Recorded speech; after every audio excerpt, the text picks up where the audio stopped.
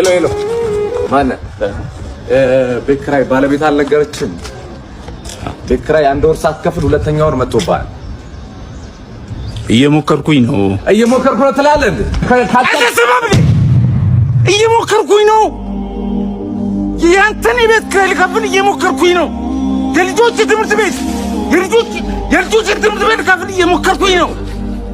የሚበሉት አጥተው እየሞከርኩኝ ባለቤት ለማውጣት ሰው አይደለ እንዴ? ይኸው ተመልከት። ይሄ ልጆች ጌም የሚጫወቱበት ልሸጥ እየሞከርኩኝ ነው። አስብ እንጂ ሁሉም ሰው እየሞከረ ነው በዚህ ሰዓት። እጁን አጣጥፎ የተቀመጠ ሰው አለ እንዴ? ታገሰኝ በቃ እየሞከርኩኝ ነው።